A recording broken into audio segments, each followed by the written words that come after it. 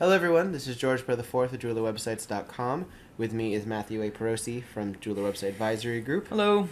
And this is video 2 of 3 on our analysis of the TaylorMade Jewelers redesign. Right. And we're going to be talking about the formatting of the site now that we've put content into it. We're going to look at how it was previously laid out, how it currently laid out, what needs to be modified to really give it our final stamp of approval. Correct. And where do you want to begin, Matt? Well, let's actually talk about the process here. Sure. In this particular case, and with most of the cases that that you guys work on, you take an old site like this one here, and all of the content that is on the old site gets transferred to the new site once the new design is done. Sometimes it's rewritten, designers may have changed, the focus may have also changed as well. Right. All right, so with all the setup and the decision of what kind of content to put in and just the copy and pasting, there has to be a level of quality control on the last step before we say, hey, this site is completed. Now, when we put these new designs together, initially we set up all the style sheets, we set up the font sizes, we make guesstimates as to how things are going to look, the color schemes. And then once the content gets put in place, we have to revisit everything from one of our more experienced staff members, and has to say, all right, this needs to be tweaked, the extra spacing needs to be added here, how does it work, putting the final touches on it. So we're going to go through right now, and we're going to analyze this on this recording, and then if you want to see the final changes, you can simply navigate over to TaylorMadeJewelers.com. Here we are looking at the homepage. And let's talk a little bit about this photograph. I see this photograph seems to have a color border. Where did this come from? This photograph was actually taken from their existing website.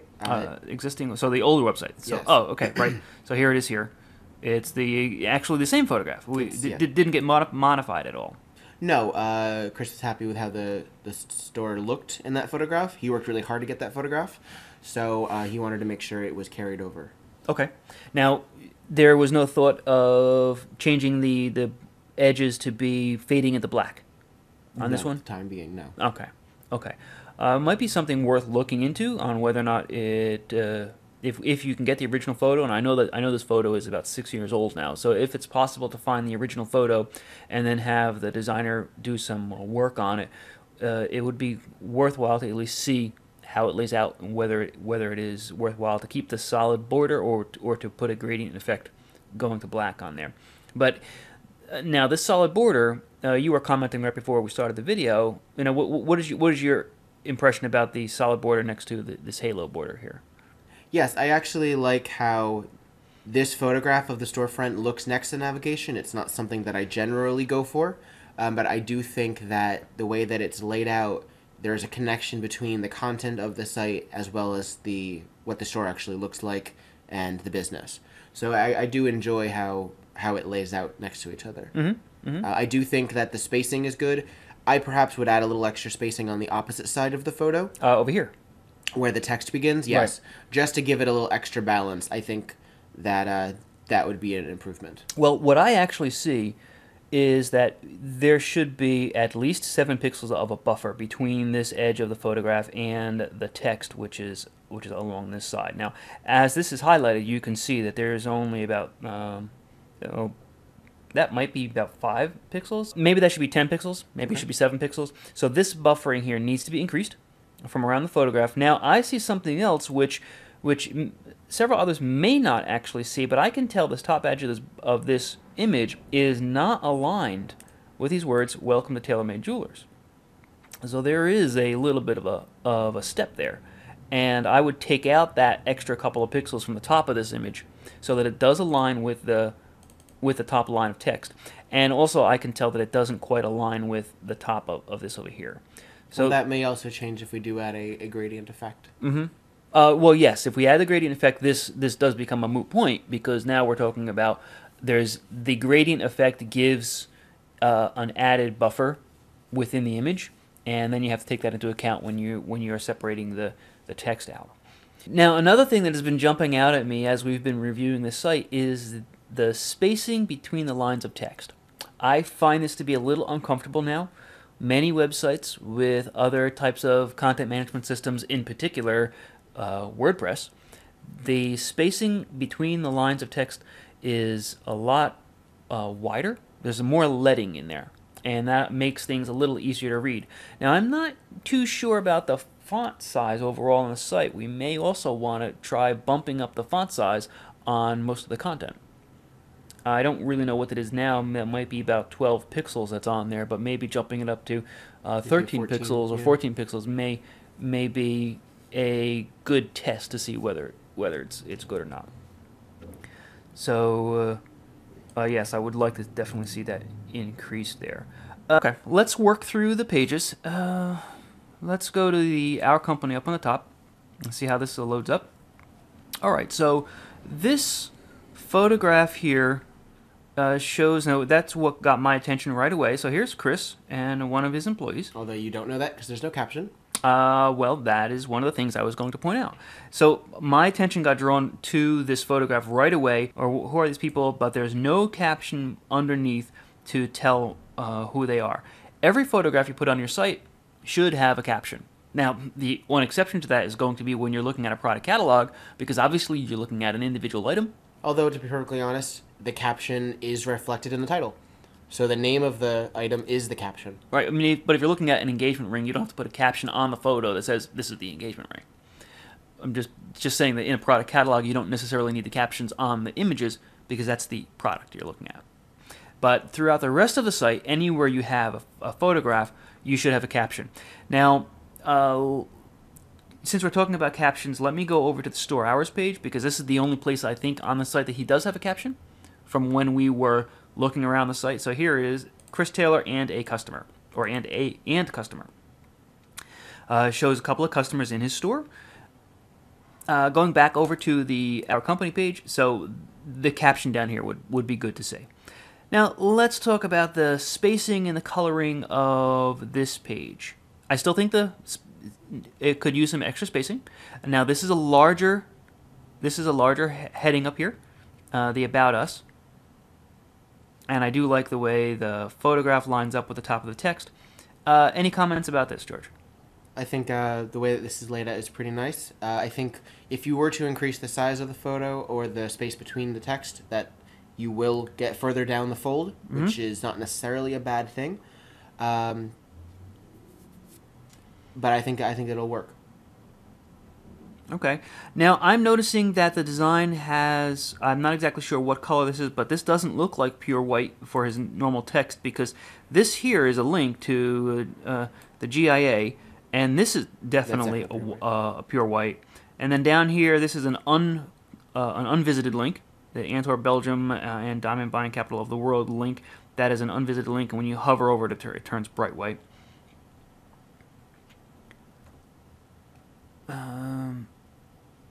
Okay. All right, let's continue over to the jewelry page. And here we see his jewelry showcase. How many products does he have on his website? He presently just has 10. Oh, just what we see here. Just what we see here. However, he is actively working with us in this office to get more products on, and also to incorporate more specific vendors. Okay.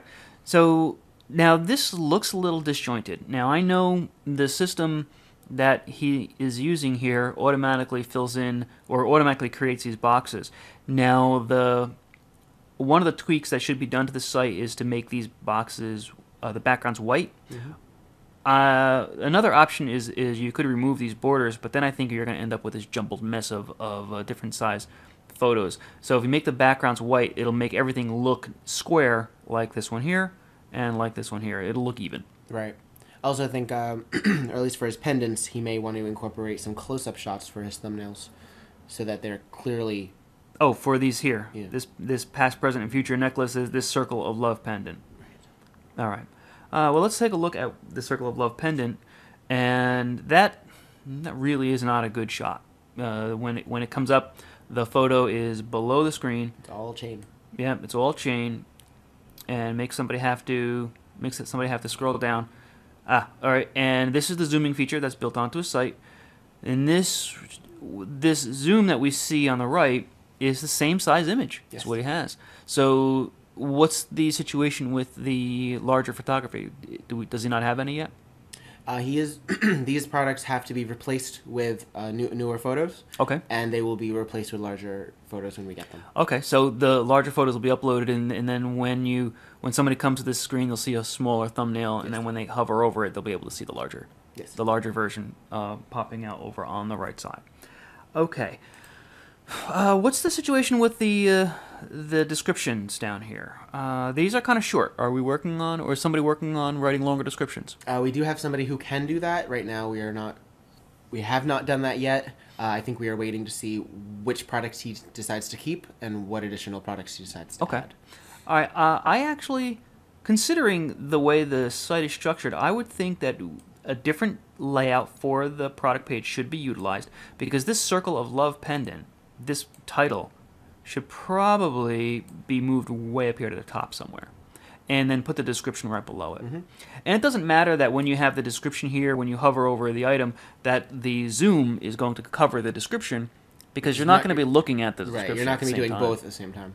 Yeah, so a different layout needs to be utilized for this product. I do, however, like that in his description it does say how you can get this item. You can stop in, you can email him, or you can call him. That's down here. Yeah, it gives you 3 different ways of getting this merchandise that you like. So I do like that. Okay, let's take a look at another product. Let's see. Well, my eyes immediately go to the Amethyst Tanzanian diamond ring. It's the only colorful piece on the page. All right, let's go into the Amethyst. Now, as photos go, that's not a bad photo. If it had been larger, that zoom feature would absolutely enhance the experience. But it's a good photo in terms of telling you how large each stone is in proximity to the rest of it. And the color is probably quite close. And again, I would just take the Amethyst, Tanzanite, and diamond ring and put it up on the top with a description below it. All right, back to the catalog. Okay, let's continue. Let's look at the education page. The education page brings us right away to the 4 C's of diamonds. Yes. And I think this needs a lot more padding. This looks like a big block of text that I don't want to read. It's a little daunting. I would add some space between the italic introduction here and the first 2 paragraphs. Also, is this a beige background on here? Yes. So this came from the old site? Yes, it did. Okay. Is that going to be redone? Yes, it will. In fact, also the font will be changed because it's an older style, and we'll be modifying that. Okay. So I think once we increase the leading globally, now we're going to increase the leading of all the text on the site using a style sheet. Mm-hmm. So once that gets increased, this should expand a little more, make it easier to read. Although on this page, we may want to increase the distance between the paragraphs to match the distance between these photos, because I think this is a little bit too close here between these 2 paragraphs. All right, let's look at the contact form. The contact form has his store address, his store hours. Now, we've already seen that the store hours are on the store hours page. But you can never have your hours in too many places. Right. It's good to have the store hours in particular places where customers would expect to see them. Yes, they want to email you, they want to see your store address, but if they're here, here's another opportunity to give the store hours. Mm-hmm. It gives them the opportunity of, well, they clicked on contact. So the contact takes them to a literal way of being able to contact you, but you're also giving them another method of contacting you, which is to visit your store. Okay, and then we have the contact form on the bottom. Oh, this needs to be corrected. We can't read now. His text is in a lighter color, and this by default converts to or shows the same color as the text. So this here needs to be updated because there's words here that you can't see. So these words here need to be adjusted. All right. All right, let's look now at the navigation down the left side. So we saw the About Us page, right? Mm-hmm. All right, our services. Okay, well, here we have a horrible reflection in a window. But obviously when this was taken, there was no polarized lens that was available, and it was also on a bright day. So you can see the TaylorMade jewelers. Mm-hmm. Now, in this particular case, this works out okay because It gives you the look of actually looking into his store. the TaylorMade jewelers, which is on the glass, is actually more prominent than the car. Right. But Which is not in the showcase itself. But we always have those problems where somebody will take a photograph of the glass in front of the store, and you don't see through to see the front window display, but rather you see the white car behind the person taking the photograph. But in this case, the logo is more prominent, and it brings attention away from the image in the glass there. But you see TaylorMade jewelers, you see some model, you see some jewelry. RJO is pretty prominent in there. Overall, I think this is a it gets the point across. Yeah. Not the perfect photograph, and there's no caption. There should still be a caption. It should say a view in through the front window of TaylorMade jewelers or something like that, or a tagline or something, even if it seems unrelated. And this photograph should show. Say what he's doing. Yeah, Chris Taylor looking at a watch, or is that a watch, or is that a bracelet? I can't quite tell on that one. But that again, caption would tell us. The caption would tell us. Yep. So we have to find out more about that. And here is another shot of his store. Now I just noticed something as I'm scrolling down here. There's actually capitalized words throughout the page, and it wasn't until we got to the bottom of the page that I realized that these are supposed to be call-outs of the individual services. Yes. So probably could benefit from a color change, either like a burnt orange or a yellow. It could be in his link color. Could be. It could be. I don't want to confuse them and think that they can click on them. Well, the links are all underlined on his site, the design.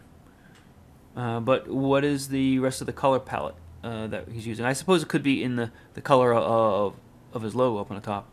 But I see here that the link color is also the same color as his phone number up here.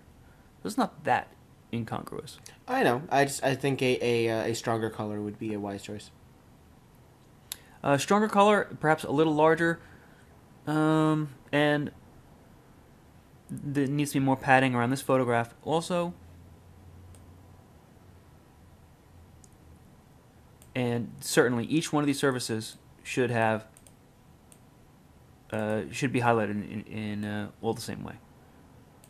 It'll make the page a little more readable, because otherwise, if you just scroll up and down real fast, it just looks like it's a big blur. It's a big article, but the individual titles will easily present itself as, hey, this is a small chunk. You can read me. You don't have to read the rest of it. All right, let's go down to policies. That's a nice photo. It's a nice photo. It doesn't actually have much to do with policies itself, because this is a product photo, but it's a good opportunity again to get an audience that is already looking for information to see more product in your store. A caption would help tell them what they're looking at, though, because already they're not looking at that photo intentionally, so you have to give them a little extra help telling them what it is. Right. Now, little bit of information behind this photograph. It would have been better if it was had better lighting. Now, this is taken through the showcase glass, so you can't use a flash because you'll end up getting a reflection off the glass. But if you have a store and you want to take a photograph similar to this, if you have showcase lighting, you may want to set up this photograph underneath one of the hotspots of your lighting, so that it's brighter. Okay. Rather than having this dull. Now, I know that we prefer to use unaltered photographs and not try to bring this into Photoshop and color tweak it, because it always ends up looks fake, affecting the actual color of the jewelry. And we want to show true color jewelry, not something that was quote unquote photoshopped to make it look better. More padding still needed around this photo. Caption needed. Would be good to know what kind of jewelry is actually in here. It has nothing to do with policies. But again, you have an audience that's already here, right? So you might as well incorporate something else. And we'll see down here, American Express, Discover, MasterCard, and Visa is mentioned. You know, you could have put the badge here. If you went through the trouble of mentioning the words, you could have put the badge here if you wanted. That would have, the only effect would be to just jazz up this page a little more. Yeah, I see that. All right. let's continue to meet our staff. This is an interesting layout, and under normal circumstances is wrong. But in this specific situation? Well, whenever you see photographs that are stacked like this, it is usually because someone put in the content and used the align left tag to modify the image, and that makes your photograph jump over to the left side of your area, and it allows text to line up on the right. And when you have photos that step like this next to each other, it means that you didn't put enough of space or you didn't separate it properly, because now you have these stepping photographs. So here's a description for Chris next to Chris. Oh, he's got a caption. And here's a description for Jeanne and next to her photograph. But I don't know. This is kind of weird because it is a shorter site. It shows up above the fold. And even though I know it is wrong, this layout may actually work. Now, the better thing to do would be to put both photographs one under the other. We've already spoken about increasing the leading, so that might make these descriptions longer, but you know what? There's got to be a longer description for these. There's got to be more to say about what they do, or how they what they have to do with the community, or how they handle themselves inside the store. I think there really could be more bullet points as to what we could learn from them. Right. Yeah, bullet points about the specialties, what they've done. More could be embellished here, but perhaps if we can't get more embellishment from them, more of a bio from them, then this layout could stay. Okay. All right, let's check the More button out here and go to the What is an RJO Jeweler page. All right, well, we have the RJO logo down at the bottom corner. I think there should be another larger RJO logo here somewhere. Although larger RJO logos are hard to come by. Okay. Well, maybe we can take this one and change its pixel amount and increase it. We have... Why purchase from an RJO jeweler? Is this a headline down here? I think it's meant to be, yeah. So that needs to be bumped up to either come close to the headline here in size or just call prominence to it. And there's too much spacing in here. So that needs to be closed up. Also, interesting, there's a typography dagger at the very last sentence, indicating that it's meant to be used like an asterisk, and there's no notation. There's no footnote. So either something got lost in translation, or that's there for something, and I don't know what. That's a very good catch. Which indicates to me this was copied directly off the RJO website. Probably, and that's a problem with copying information from your vendors or from your manufacturers. A lot of times, if you don't take the time to read through it, you just miss things. Well, not just that, actually, especially when it comes to copying directly from your vendors. On vendor websites, that content has to do with the vendor and why you, the jeweler, should buy from them. So if you're just copying descriptions right from the vendor, you're basically telling your customers why they should buy directly from that vendor. Right. As we have a deep sigh. Okay. All right, let's continue down on the left. We've already looked at the jewelry showcase, so let's jump down to Antwerp Diamonds. There's got to be a photo of Antwerp that we could throw in. Yes, there has to be a photo of Antwerp or diamonds, and if he doesn't have photos to supply us, then I have the photography I took when I was in Antwerp last summer. But if he goes to Antwerp, which he's saying he does, surely he brings a camera with him. Yeah, he must have a photo of working in one of the Antwerp offices. You know, if you have to fake a photo of looking at an unfolded piece of paper with a bunch of stones in it, take it in the back. Yeah, take it in the back of your shop. Of your actual store. Because you're still talking about where the diamonds are coming from. Those are still real diamonds.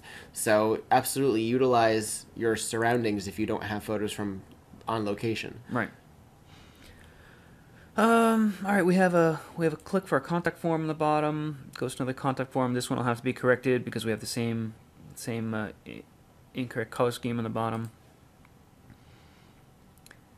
I'm feeling that these blocks of text, this one and this one, could probably be broken up. Okay. And increase some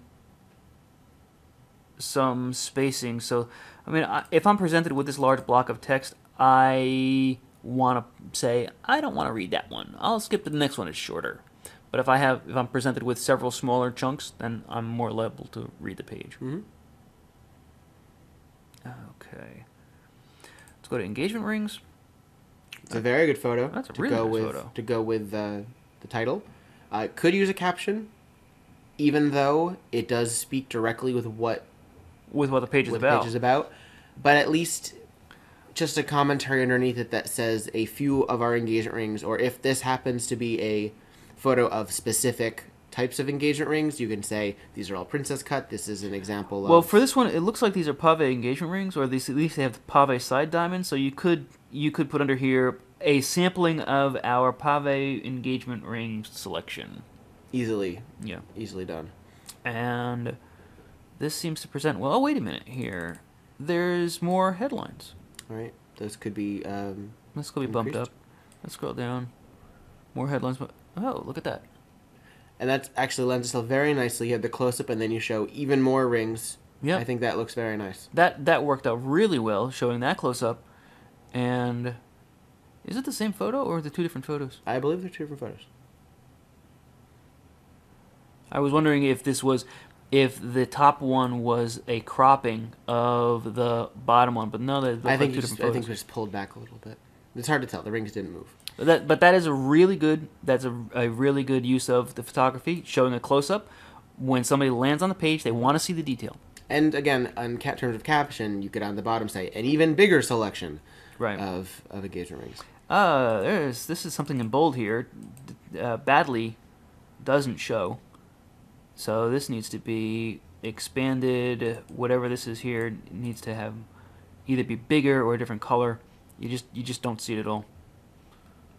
Maybe put it in pure white, something. This click here goes to Variety Gems website. This Genesis Bridal Collection link goes to Variety Gems website. Oh, there's more here. Selection of diamond rings. There is difficulty on the headlines on this page. Yeah, this needs to be lightened up a little bit. But I love the use of the photos. That's something that you guys watching this video should definitely take away from this. And they're clearly photos of items you have in store. These are not just random engagement rings that you may have. This shows actual merchandise. This shows that you are legitimate and that you actually carry a stock. Right. Now, somebody might want to use stock art with a pure white background of photograph, but you know what? If on these darker sites, if you're using stark white, it's going to be extremely jarring. Well, it's not just that, but if you have stock images, you're projecting those as something that you carry, the power of suggestion is so great that if you say, "Here's an engagement ring, isn't this pretty?"